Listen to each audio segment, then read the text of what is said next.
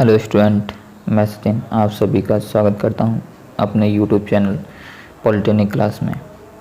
Last lecture में हम लोगों ने चैन सर्वे किसे कहते हैं, चैन सर्वे किन कंडीशन में प्रयोग करना ज़्यादा सूटेबल रहता है, उसमें कौन कौन से उपकरण प्रयोग किए जाते हैं, उनके नाम, साथ में चैन के बारे में पढ़ लिया था। आज जो हमारा जो नेक्स्ट टॉपिक है, जो उपकरण यूज़ किया जाता है चैन सर्वे में, वो है आपका टेप यानी कि फीता। फीता के प्रयोग हम लोग दूरी और खसके डालने में करते हैंगे। फीते का वेट चेन के मुकाबले काफ़ी लाइट होता है, इसीलिए इसका प्रयोग हम वर्टिकल डिस्टेंस मेजर करने में करते हैं।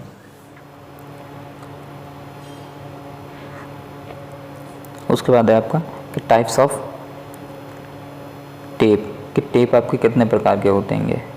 तो कुछ नाम आपके दिए गए हैं इसमें। तो सबसे पहला जो आपका नाम है इसमें वो है आपका सूती फीता, क्लॉथ टेप।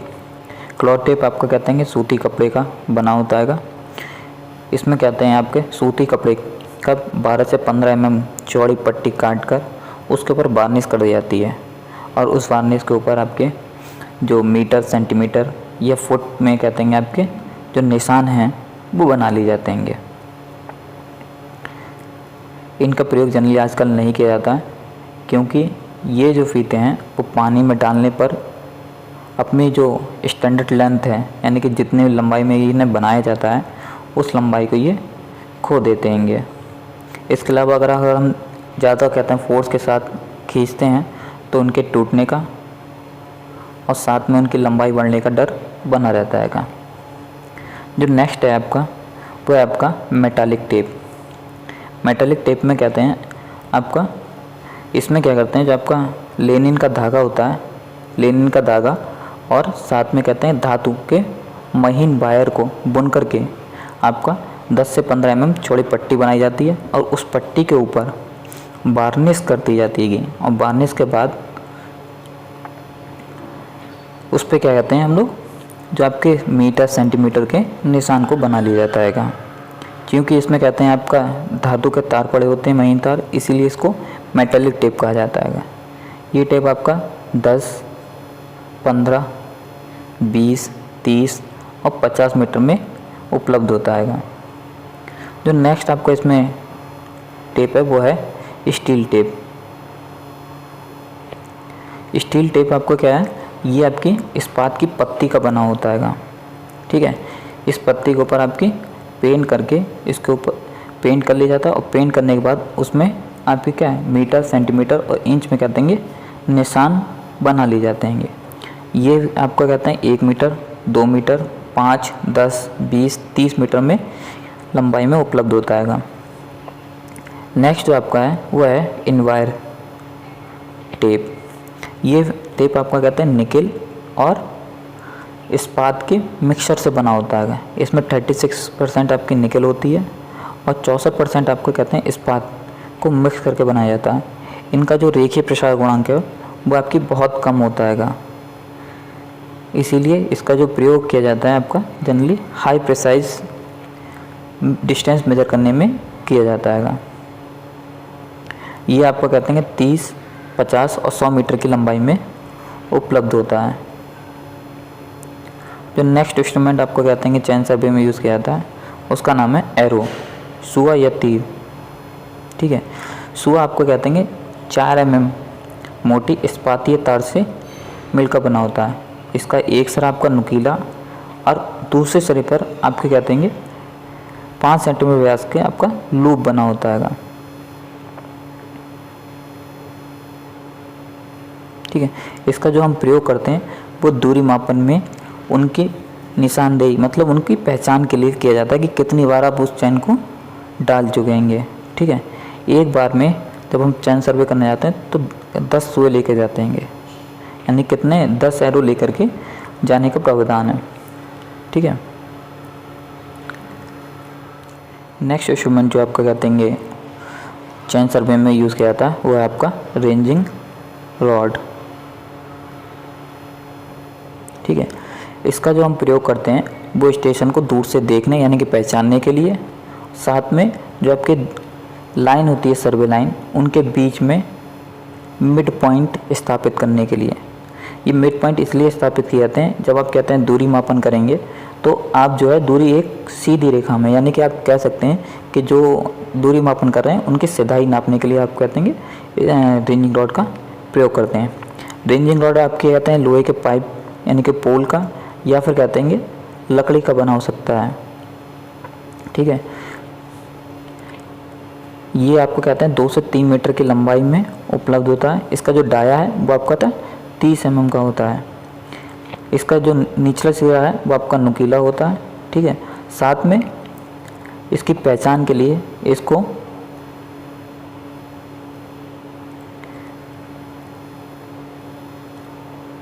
वाइट रेड या वाइट ब्लैक कलर से पोत दिया जाता है। और इसकी जो एक खाने की जो लंबाई होती है वो 20 सेंटीमीटर होती है। ठीक है, और इसकी जो लेंथ हम जो मेज़र करते हैं जो 20 सेंटीमीटर का है वो इसकी क्या है नोक से स्टार्ट की जाती है। ठीक है, ये आपका एक रेंजिंग रॉड दिखाई गई है।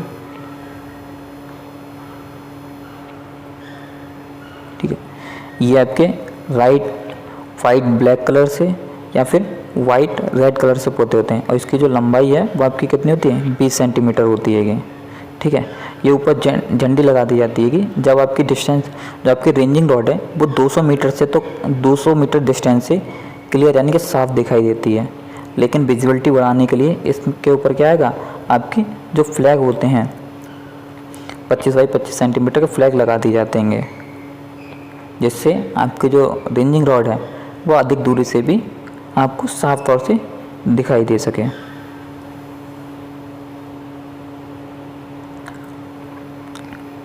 नेक्स्ट जो आपका उपकरण प्रयोग किया जाता है वो है आपका ऑफसेट रॉड, खस का दंड। ये दंड आपको कहते हैं देखने में रेंजिंग रॉड के ही तरह होता है, बस फ़र्क इतना होता है कि इसके ऊपरी सिरे पर आपको क्या है एक खांचा बना होता है, जिसका प्रयोग हम जो झाड़ी होती हैं जो चैन है अगर आपकी झाड़ी वगैरह में फंस जाती है तो उसमें अटका करके बाहर निकालने में किया जाता है। ये आपको कहते हैं 2 से 3 मीटर की लंबाई में उपलब्ध होता है।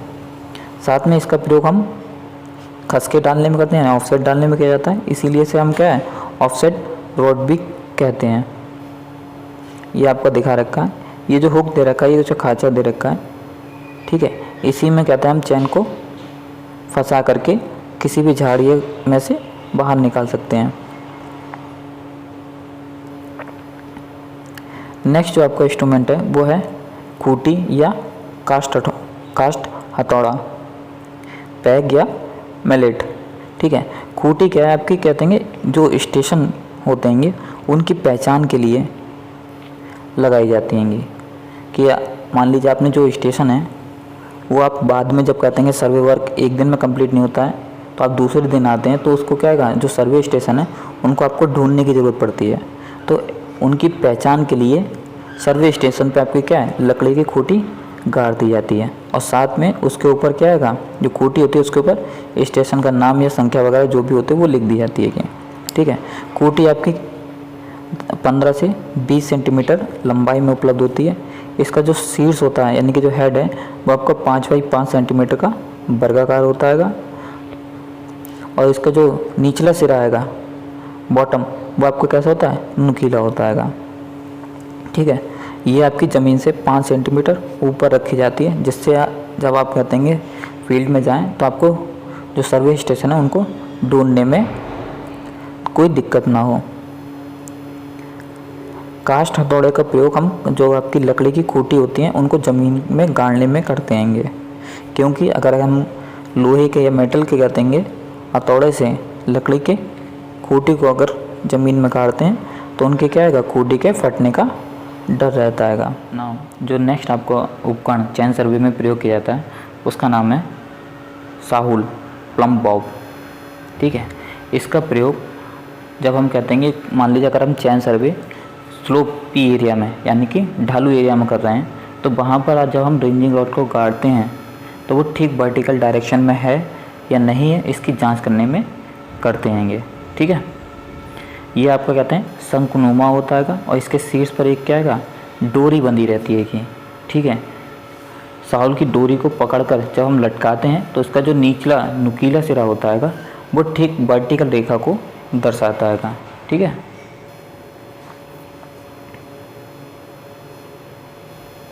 नेक्स्ट जो आपका उपकरण प्रयोग किया जाता है वो है फ्लैग। ठीक है, तो फ्लैग का जो हम प्रयोग करते हैं वो क्या है कि आपकी जो रेंजिंग रॉड है वो कहते हैं काफ़ी दूर से क्लियर यानी कि साफ दिखाई दें, इसके लिए कहते हैं फ्लैग को रेंजिंग रॉड के शीर्ष पर लगा दिया जाता है। ठीक है, नाउ जो नेक्स्ट आपका उपकरण चैन सर्वे में प्रयोग किया जाता है नाम है आपका लाइन रेंजर। ठीक है, इसका प्रयोग हम जो आपकी लंबी रेखाएं होती हैं उनके आरेखन यानी कि रेंजिंग में करते हैं। रेंजिंग का मतलब यह है कि जो आपकी लंबी लाइनें होती हैं उनको जब हम दूरी मापन करते हैं, उनमें जरी मापन करते हैं, ठीक है, तो उसमें हमें चैन को कई बार डालना पड़ता है। तो आपको क्या जो दूरी मेजर करनी होती है वो एक सीधी रेखा में करनी होती है। तो उन एक सीधी रेखा में दूरी मेजर करने के लिए हमें क्या उनके बीच में कुछ मध्यवर्ती बिंदु यानी कि मिड पॉइंट स्थापित करने की ज़रूरत होती है। तो इन मिड पॉइंट को स्थापित करना ही क्या कहलाता है, आपका रेंजिंग आरेखण कहलाता है। तो जो बड़ी रेखाएं होती हैं उनके रेंजिंग यानी कि आरेखण के लिए हम लोग क्या लाइन रेंजर का यूज़ यानी कि प्रयोग करते हैं। इसमें क्या आपके दो समकोणीय त्रिभुज प्रिज्म होते हैं और उनको इस तरीके से लगाया जाता है कि उनके जो कण हैं वो एक दूसरे को क्या है काटते हों। ठीक है, और आपकी जो जब आप देखेंगे तो उनसे जो रेज निकलेंगे, किरणें जो निकलेंगी वो परावर्तित होकर के सर्वेयर के पास तक पहुँचें, इसके लिए इनके जो कण होते हैं, ठीक है, जो कण हैं उन कणों को क्या है सिल्वर्ड यानी कि परावर्तित कर दिया जाता है, सिल्वर्ड कर दिया जाता है। ठीक है, तो इसको करते कैसे हैं, कैसे मिड पॉइंट स्थापित करते हैं इसके थ्रू कि सबसे पहले हम लोग क्या करते हैं, मान लीजिए आपकी ये लाइन है ए बी, यहाँ पे आपके रेंजिंग रॉड ये लगी है और बी पे रेंजिंग रॉड ये लगी है। ठीक है, आपको इनके बीच में कोई मिड पॉइंट स्थापित करना है। तो क्या करेंगे हम लोग, ठीक है, सबसे पहले जो आपका लाइन रेंज है, ठीक है, उसको पकड़ेंगे और पकड़ने के लिए जो आपका लाइन रेंज होता है उसके नीचे आपको क्या एक हैंडल लगा होता है, ठीक है, उससे पकड़ देंगे। तो आप क्या करेंगे कि यहाँ मान जो आपकी लाइन रेंजर है उसमें आपके क्या कहते हैं तीन जरिया होती हैं, एक आपकी ये दो ऑब्जेक्ट होती हैं और एक आपकी क्या होती है आई वेन होती है ये। ठीक है, ये आपके ऑब्जेक्ट कहलाएंगी, ऑब्जेक्ट वाली हो जाएंगी। ठीक है, जिससे हम कहते हैं जो आपके स्टेशन पॉइंट देंगे ए और बी, ठीक है, उनको देख रहे हैं, उनसे जो रेस आ रही हैं वो आपकी कैसे कहलाएंगे ऑब्जेक्ट, और जहाँ पे हम आँख लगा के देखते हैं वो आपकी आई वेन कहलाती हैं। ठीक है, तो ये वाली आपकी क्या आई वेन होती है ये। तो क्या करते हैं सबसे पहले जो आपकी ऑब्जेक्ट पेन है उनको कहते हैं ए बी रेखा के पैरेलल लाते हुए, ए बी रेखा के मध्य में कहीं पे भी एक कोई बिंदु जो भी अंदाजे से इसके मिड में जाकर के खड़े हो जाते हैं ए बी लाइन के पैरेलल। ठीक है, उसके बाद हम क्या करते हैं कि जो आपकी आँख है, आँख के थ्रू कहते हैं जो आपके दंड है रेंजिंग रॉड उनको देखते हैं। ठीक है, उनको देखने के बाद आपकी जो रेस होती हैं जो ए रेखा से जाएगी, ए रेखा का वो आपके ऊपर वाले प्रिज्म से परावर्तित होकर के प्रेक्षक के पास आएगी और उसी टाइम पे बी रेखा से जो रेस आएगी वो भी क्या देंगे रिफ्लेक्ट होकर के आ गए आपके किसके पास आती है ऑब्जर्वर के पास। उसके बाद सिर्फ देखना होता है कि आपका जो इनके जो प्रतिबिंब बन रहा है वो प्रतिबिंब क्या है एक ठीक वर्टिकल रेखा में है या नहीं है।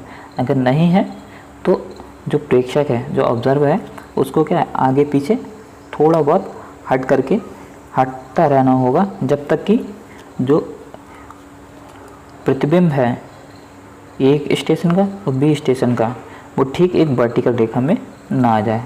दिस टाइप इस तरीके से जहाँ पे आ जाता है वही बिंदु आपका क्या होगा मध्यवर्ती बिंदु होगा। फिर उसको हम लोग क्या करते हैं साहुल के थ्रू या किसी कंकड़ या पत्थर के थ्रू उसको गिरा करके जो आपकी सर्वे लाइन है उस पर स्थापित कर लिया जाता है। ठीक है,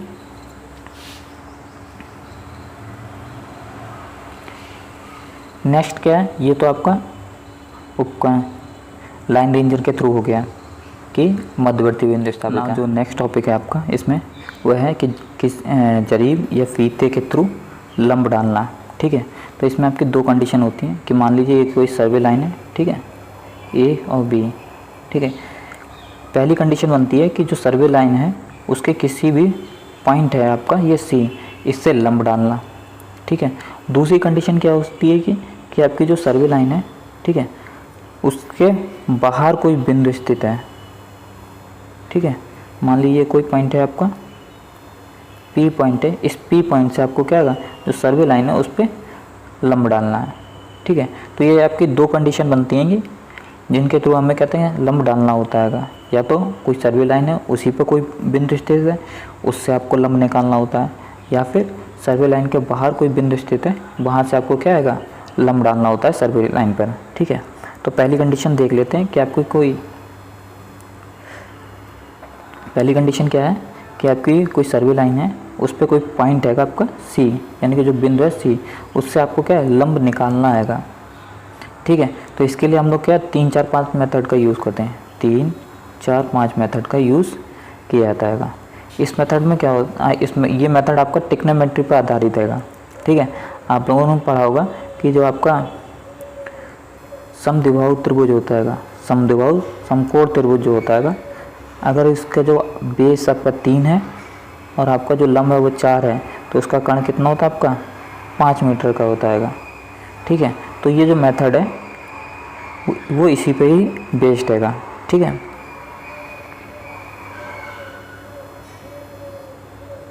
तो इसमें क्या करेंगे, सबसे पहले आप एक फीता ले लीजिए 10 मीटर का लगभग।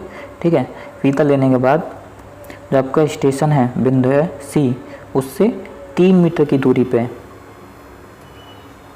3 मीटर की दूरी पे एक कोई अदर पॉइंट, कोई एक अन्य पॉइंट ले लीजिए ई। ठीक है, इसके बाद क्या करेंगे, आप 9 मीटर का फीता खोलिए। ठीक है, 0 वाला पॉइंट आप ई पे रखिए और जो आपका 9 मीटर का जो निशान है वो आप सी पे रखिए। ठीक है, उसके बाद जो आपका 5 मीटर की लेंथ पे आपको फीते को पकड़िए और उसको क्या खींचिए। ठीक है, जब आप खींचेंगे तो आपको यहाँ पे कहते हैं 4 मीटर की लेंथ मिलेगी, ये आपका क्या आएगा 5 मीटर की। तो ये जो पॉइंट होगा ये आपको क्या आएगा, ये रेखा बिंदु सी से निकला हुआ आपको क्या आएगा, लंब बिंदु होगा। ठीक है, नेक्स्ट जो इसमें कहते हैं आपका टॉपिक है, जो सेकंड कंडीशन है इसमें वो आपकी कौन सी है कि किसी बाहरी बिंदु से जरीब रेखा पर लंब डालना। मतलब ये कोई आपकी ए बी रेखा है। ठीक है, और ये आपको क्या है पी पॉइंट है, इस पी पॉइंट से आपको क्या है, जो आपकी सर्वे लाइन है ए बी, इस पर आपको क्या है, लंब डालना है। तो इसके लिए हम क्या करेंगे, सबसे पहले इनके बीच की जो दूरी है, ठीक है, उस दूरी से थोड़ा एक्स्ट्रा यानी कि अधिक कहते हैं फीता खोलिए। ठीक है, फीता खोलने के बाद आपको क्या आएगा, उस पर एक चाप बनाइए। ठीक है, चाप बनाने के बाद आपको क्या आएगा, ये जो चाप जब आप लगाएंगे तो उससे क्या ये आपके 2 जगह पे काटेगा, 2 पॉइंट पे। ठीक है, मान लीजिए ये डी है, ये आपका ई है। ठीक है, इन दोनों बिंदुओं के बीच का मध्यवर्ती बिंदु ज्ञात कीजिए, मिड पॉइंट। ये जो मिड पॉइंट होगा आपका, ठीक है, यही क्या होगा आपका ए बी रेखा पर लंब बिंदु होगा। ठीक है,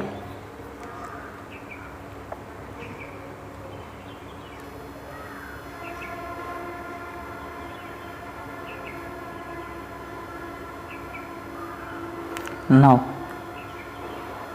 जो नेक्स्ट इसमें है वो है लंब डालने के यानी कि समकोण रेखा डालने के लिए इक्विपमेंट यानी कि उपकरणों का प्रयोग करना। ठीक है, तो आपके 2 तरीके के उपकरण प्रयोग किए जाते हैं। पहला है ओपन क्रॉस स्टाफ और दूसरा है ऑप्टिकल स्क्वायर। ठीक है, यानी कि खुला गुनिया और प्रकाशीय गुनिया। ठीक है, खुला गुनिया भी आपका 3 तरीके का होता है। पहला है सिंपल क्रॉस स्टाफ, दूसरा है फ्रेंच और तीसरा है आपका इसमें एडजस्टेबल,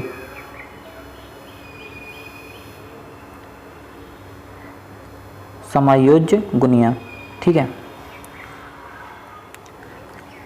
ना, जो आपके ओपन स्क्वायर क्रॉस स्टाफ है उसके तीनों टाइप्स के फिगर दे रखेंगे। ठीक है, ये आपका सिंपल है, ये आपका फ्रेंच है, ये आपका क्या आएगा एडजस्टेबल आएगा। ठीक है, जो सिंपल टाइप का जो आपका क्रॉस स्टाफ है, ठीक है, इसमें आपका एक हैंडल होता है और हैंडल के ऊपर आपके क्या है 4 बेन्स लगी होती हैं।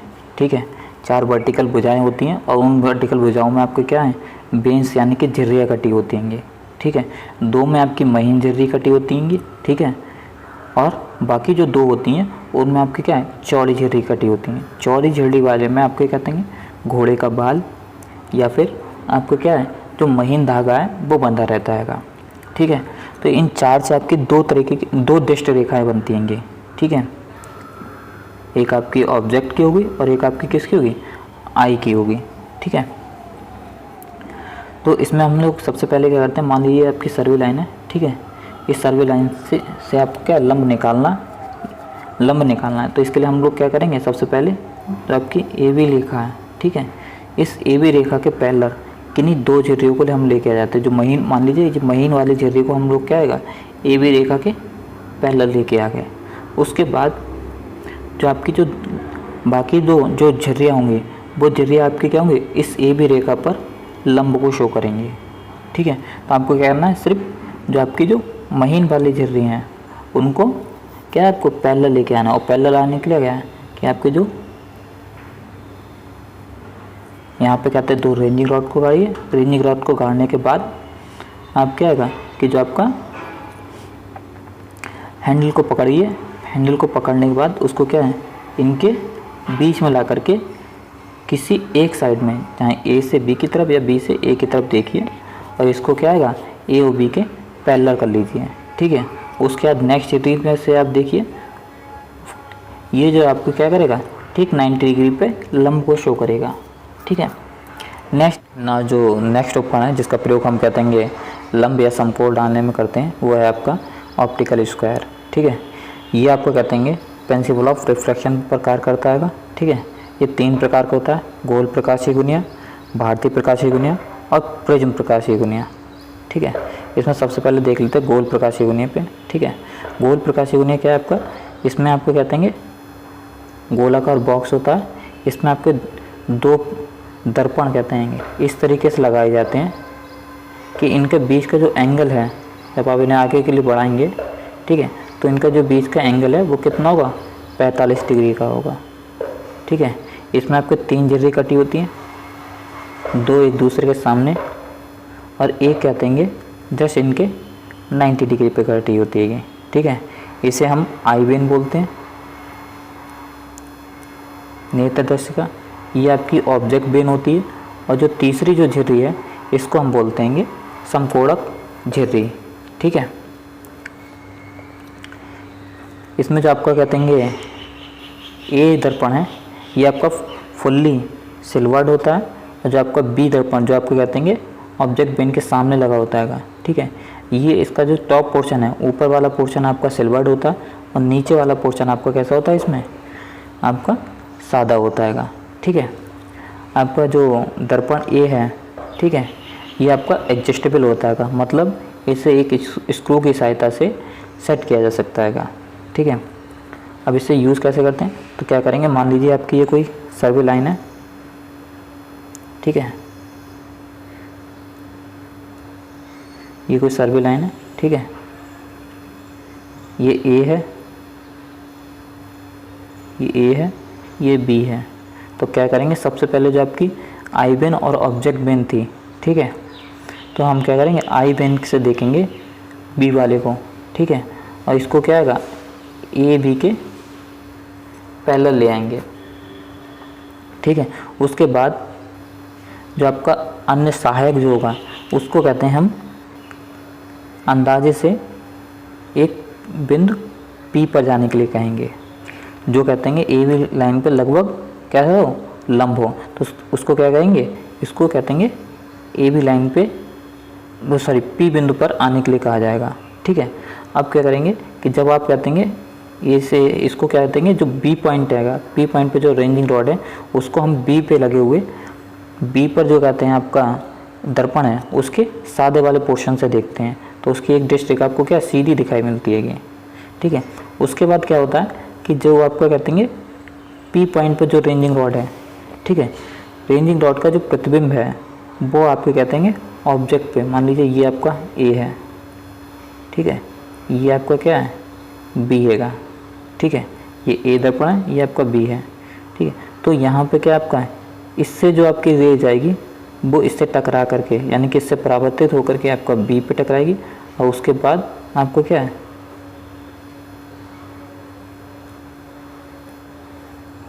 यह जो आपकी रेज निकली है इससे ए पे गई, ए के सिल्वर वाले पोर्शन से परावर्तित होकर के आपके क्या बी वाले पोर्शन पे जाएगी, बी के टॉप पोर्शन से ये रिफ्लेक्ट होकर के आपकी क्या है जो आपकी आई वेन है वहाँ पर इसका क्या है प्रतिबिंब बनेगा, उस पर जाकर के दिखाई देगी।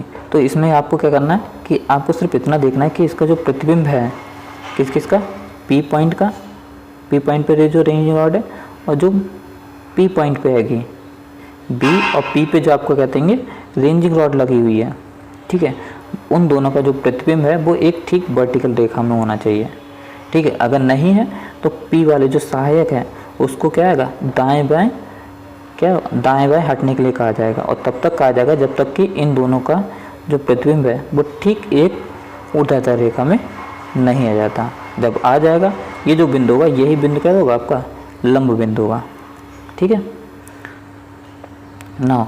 जो नेक्स्ट है आपका इसमें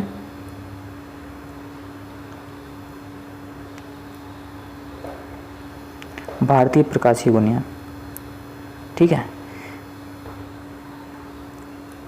इसकी जो शेप होती है वो आपकी कैसी होती है समलंबाकार होती है, ठीक है, खोखली डिब्बी होती है। इसका जो सामने वाला जो सम्मुख जो सिरा होता है वो आपका खुला हुआ होता है, और जो पीछे वाला सिरा जो होता है वो आपका क्या होता है बंद होता है। इसकी जो साइड फलक होती हैं, साइड वाली जो आपकी साइड के जो फलक होती हैं वो आपकी कहते हैं तिरछी होती हैं, और इनको जब हम आगे के लिए मिलाते हैं तो ये क्या है 45 डिग्री पे मिलती हैं, ठीक है।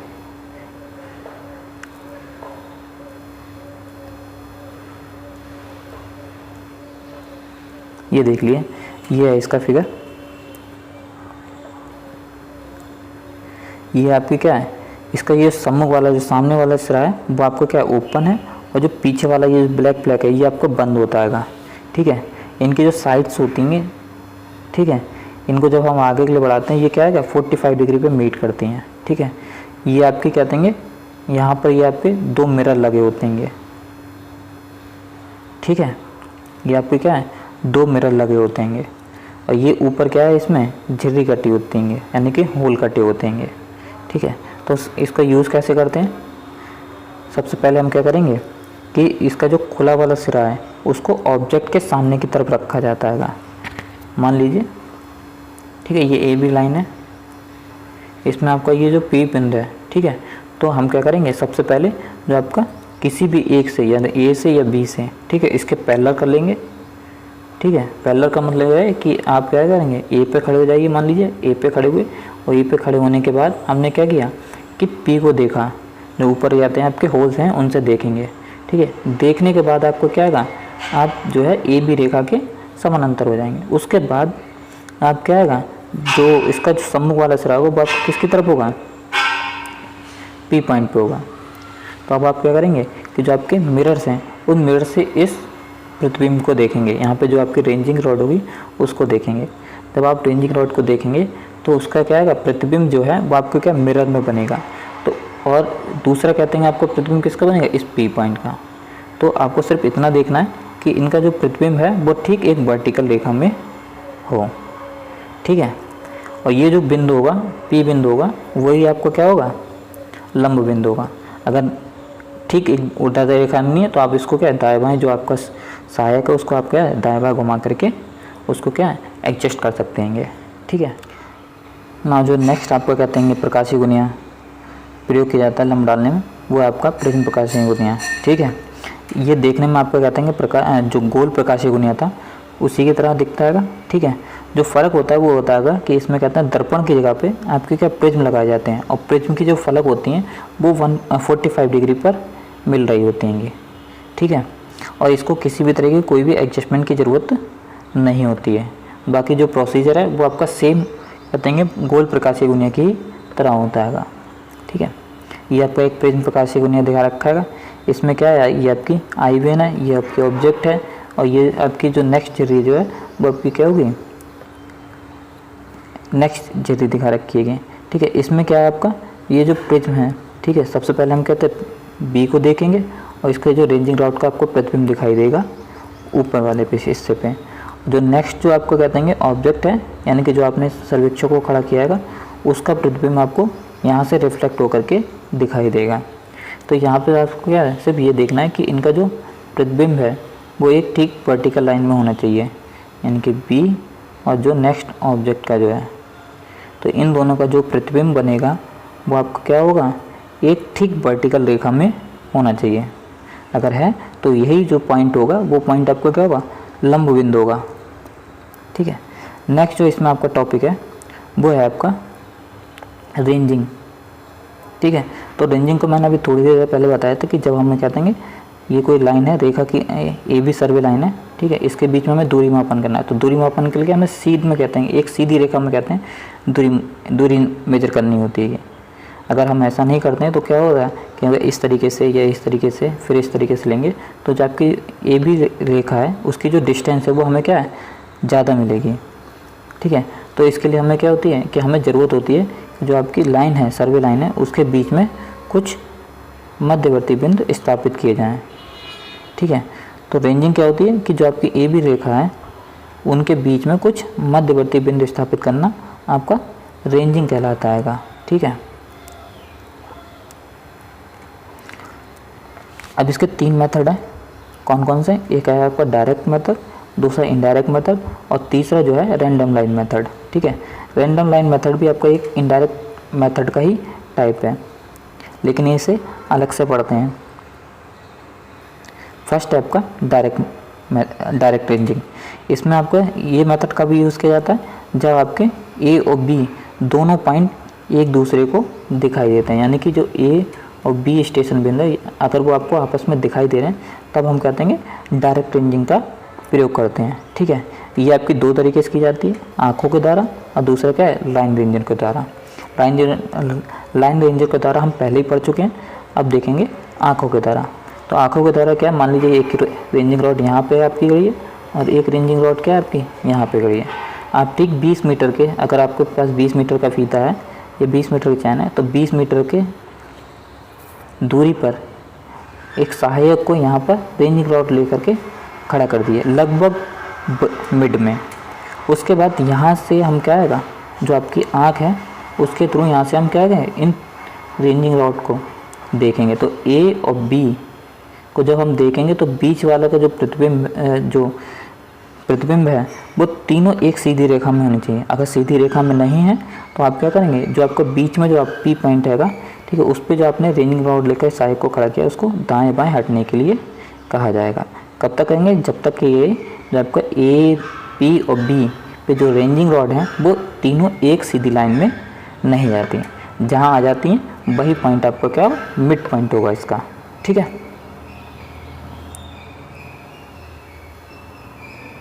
नेक्स्ट क्या है, इनडायरेक्ट रेंजिंग। इनडायरेक्ट रेंजिंग कब की जाती है, जब आपके ए और बी पॉइंट, ठीक है, आपस में दिखाई नहीं देते हैं, लेकिन आप क्या होगा ए से बी तक जा सकते हैं, मतलब उन तक पहुंच सकते हैं, उसमें कोई बाधा नहीं आ रही। तो ऐसे के लिए हम कहते हैं इनडायरेक्ट रेंजिंग करते हैं। ठीक है, कब करेंगे, मान लीजिए कोई टीला आ गया बीच में, ठीक है, या कोई घाटी वगैरह आ गई, तो उस वजह से आप क्या होगा, जा तो सकते हैं लेकिन डायरेक्ट रेंजिंग नहीं कर सकते। तो इस कंडीशन में हम इनडायरेक्ट रेंजिंग का प्रयोग करते हैं। तो सपोज कीजिए ये आपकी ए बी लाइन है, ठीक है, यहाँ पे क्या आपका कोई भी टीला वगैरह आ गया है, ठीक है, मान लीजिए ये कोई टीला आ गया है, ठीक है, ये ए पॉइंट है, ये बी पॉइंट है। तो सबसे पहले हम क्या करेंगे, कोई 2 पॉइंट इस टीले के ऊपर का कोई 2 पॉइंट एक ऐसे चूज़ कर लेंगे, ठीक है, ऐसे चूज़ करेंगे जो क्या है, जिनसे कहते हैं अगर हम x से देखते हैं तो x से y और b दोनों बिंदु दिखाई दें और y से x और a ये दोनों दिखाई दें, ठीक है। यानी कि आपको कोई 2 पॉइंट चूज़ करने हैं, ठीक है। कैसे करने हैं कि y से आपको x और a दिखाई दे और x से y और b दिखाई दे, ठीक है। उसके बाद हम क्या करेंगे, अब हम क्या करेंगे, सबसे पहले हम स्टार्टिंग करते हैं x से हम क्या करेंगे b के लिए देखेंगे। x से हम क्या करेंगे b पे जो आपकी रेंजिंग रॉड गई है उसको देखेंगे, और उसको जब हम देखेंगे तो क्या होगा कि जो y है वो ठीक एक सीध में ना होकर के कुछ ना कुछ दाएं बाएं होगा। तो हम क्या करेंगे कि जो y है उसको कहते हैं थोड़ा सा साइड में हटने के लिए कहेंगे, दाएं बाएं खिसकने के लिए कहेंगे। उससे क्या y की एक नई पोजीशन आपको क्या मिल जाएगी, एक नई पोजीशन मिल जाएगी y1, ठीक है। उसके बाद हम y1 से हम a के लिए देखेंगे। तो जब हम एक से कहते हैं देखेंगे तो हमें क्या x की एक नई पोजीशन x1 मिल जाएगी। इसी तरीके से हम x1 से फिर से b को देखेंगे, ठीक है। तो आपकी क्या है y1 की एक नई पोजीशन आपको मिल जाएगी y2, ठीक है। ये प्रोसेस हम तब तक करते रहेंगे जब तक कि x और y दोनों क्या आएंगे ए बी के ठीक सीध में नहीं आ जाते हैं, ठीक है। तो ये जो प्रोसेस होता है ये आपका क्या है, इनडायरेक्ट रेंजिंग कहलाती है कि, ठीक है।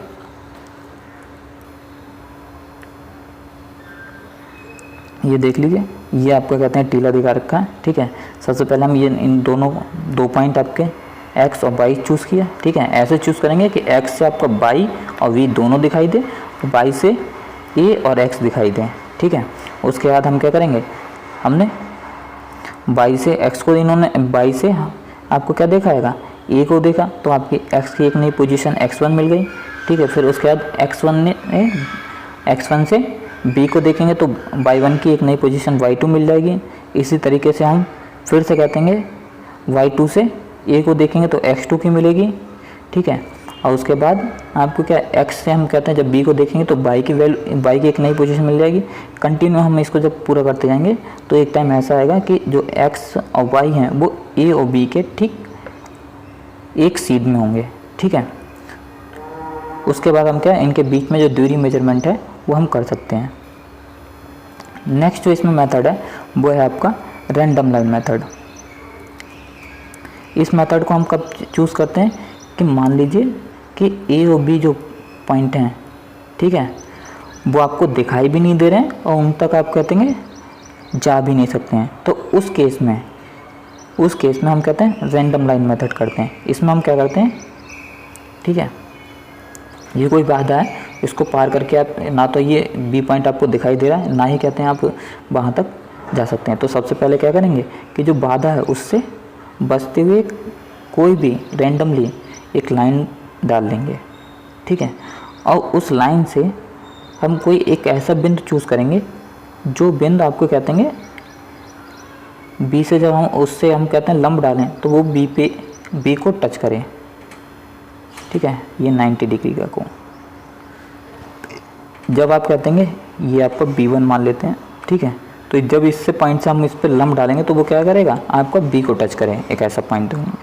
उसके बाद ए से B1 की दूरी नोट कर लेंगे, ठीक है, और B से B1 की बीच की दूरी कहते हैं नोट कर लेंगे। बाकी जो आपका ट्रायंगल का जो मेथड होता है, ठीक है, A1 B1 का स्क्वायर प्लस B1 B का स्क्वायर इक्वल टू क्या होगा आपका AB। इसके थ्रू हम AB का स्क्वायर, इसके थ्रू हम क्या आएंगे जो दोनों के बीच की दूरी है वो हम मेजर कर लेंगे। तो ये आपको क्या कहलाता है, रैंडम लाइन मेथड। इसमें क्या करना है, सिर्फ आपको बाधा से बचते हुए कोई एक रैंडमली मन चाहे जहाँ पे भी आप जितना भी चाहें बचते हुए क्या है आपको एक लाइन डालनी है, ठीक है। और उस लाइन पे आपको कोई एक पॉइंट ऐसा चूज़ करना आएगा, ठीक है, जिससे जब आप लंब डालें तो वो लंब आपका क्या आएगा, बी बिंदु को छूता हुआ हो,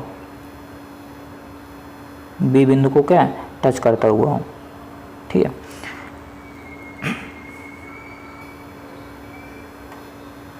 दिस टाइप अगर आप चाहते हैं कि बीच में कोई अदर कहते हैं और मध्य बिंदु स्थापित करना चाहते हैं तो आप कहते हैं उसी से कोई अदर बिंदु से कहते हैं एक आध लंब और डाल सकते हैं, तो उससे आपका सी और डी भी मेजर हो जाएंगे, ठीक है। बाद में अगर आपको दूरी मेजरमेंट करना है तो आप इस फार्मूले के थ्रू, जो आपको कहते हैं नॉर्मल समद्विबाहु समकोण त्रिभुज का जो फार्मूला आप ट्रिग्नोमेट्री में यूज़ करते थे, कौन सा फार्मूला था, कॉन स्क्वायर इजकल टू क्या था आपका, लंब स्क्वायर प्लस आधार का स्क्वायर। इस फॉर्मूले से आप क्या होगा, जो ए बी रेखा है उसकी दूरी ज्ञात कर सकते हैं, ठीक है। आज के लिए बस इतना ही, धन्यवाद।